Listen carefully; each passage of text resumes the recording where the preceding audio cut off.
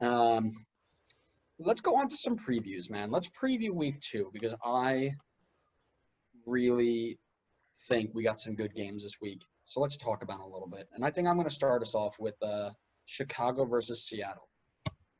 That's the first game on slate. It's Chicago's first game of the tournament. Chicago got their first game canceled, and they're now sitting in Group B with Seattle, San Jose, and Vancouver, which I believe is still a very high likelihood they advance out of this group. This is not a strong group, and I think that they still have a chance to probably pick up a lot of points here and advance out. Going into the team that are playing Seattle, Seattle looked really flat against San Jose. They were trying to get their legs under them. San Jose pressed the hell out of them. They were just not ready for that high pressure.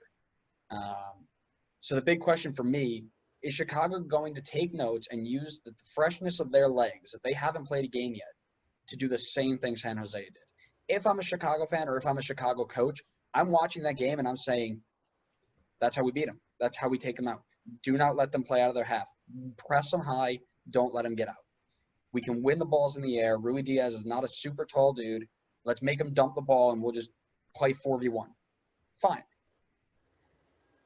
If I'm Seattle, I'm looking at if my midfielders can handle that pressure and be a release valve, right?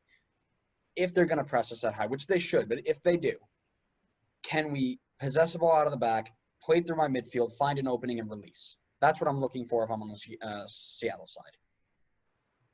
Players to watch for Chicago, for me, have to be, again, Robert Beric. Right, I'm hoping that if they press him up high, they turn the ball over in the attacking third, and he gets a million chances. That's what I'm hoping for. So I'm watching to see if he can put those away. And then I'm also looking for any one of their new winger signings that we've talked about last week, right? If they can make an impact right off the bench, huge. They need somebody else attacking up there. They've been dead the last few years, really. And then for Seattle, I'm watching Ladero and Roldan again, like I mentioned. Can they handle the pressure that really should be there? Can they be a release valve?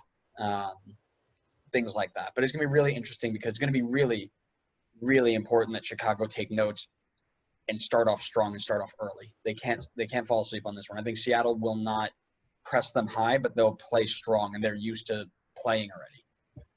That being said, I think Seattle rest up. They learn from their mistakes, and I think Chicago are going to need some time to get their legs under them. I'm going to go 3-1 Seattle. I have a question for you. Go ahead. Do you think that what do you think is going to play a bigger factor in this game? Chicago rust or Seattle fatigue? Chicago rust. We saw what happened this entire first game week with rust.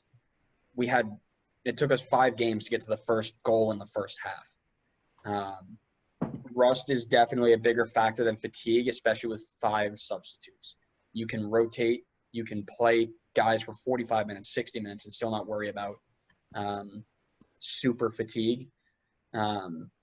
While it takes a little bit of time to get rust out of your legs and get your legs underneath you and really play the way you want to play. And that is the reason I'm giving Chicago a 3-1 loss here, because I think it's gonna take them too long, and Seattle went and didn't score a goal, and they're not happy about that, so they're gonna go out and go hard.